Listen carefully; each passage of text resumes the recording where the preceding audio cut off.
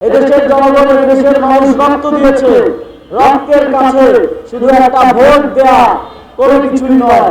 আমরা কিন্তু শেখ হাসিনাকে 2008 সালে ক্ষমতায় আনার মধ্য দিয়ে দেখেছি এদেশের জনগণ 17 বছর সেই শেখ হাসিনার ক্ষমতায় আরোহণের প্রায়শ্চিত্ত করেছে। হাজার হাজার মায়ের বাবার কোল খালি হয়েছে। শত শত লক্ষ লক্ষ মানুষকে তাদের অধিকার থেকে বঞ্চিত করা হয়েছে।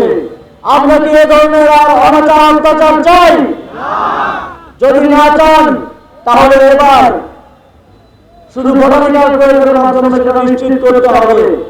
এদেশের জনগণ এদেশের মানুষ রক্ত দিয়েছে। রক্তের কাছে শুধু একটা ভোট দেয়া কোনো কিছুই নয়। আমাদের বিশ্বাস আপনারা ভোট দেবেন। আপনারা ভোটাধিকার নিশ্চিত করার জন্য 12 তারিখ কেন্দ্র পাহারা দিলেন। আপনারা জনগণের ভোটাধিকার নিশ্চিত করার জন্য কাজ করবেন। আপনারা আয়োজনের জন্য সকল প্রার্থীকে বিজয়ী করার জন্য কাজ করবেন। আপনাদের আসনে জাতীয় নাগরিক পার্টির জাতীয় যুব শক্তির সদস্য সচিব ডাক্তার জাহিদুল ইসলামকে প্রার্থী হিসেবে মনোনীত করা হয়েছে। জাতীয় নাগরিক পার্টি, বাংলাদেশ জামায়াতে ইসলামী, খেলাফত মজলিস সহ 11টি দল ডাক্তার জাহিদুল ইসলামের উপর তাদের ভরসা আস্থা রেখেছেন। আমাদের বিশ্বাস বিদেশ থেকে দেশে রেমিটেন্সের টাকা আসে নিরাপদে। তাই আজই আপনার আপনজনকে বলে রাখুন, রেমিটেন্সের টাকা যেন শুধু নগদেই পাঠায়।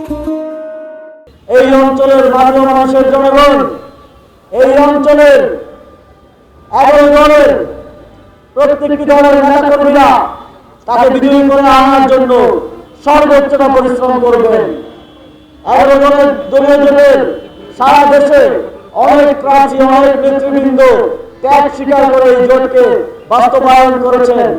তারা দেশের জন্য, জাতির জন্য তাদের ব্যক্তি স্বার্থ বিসর্জন দিয়েছেন।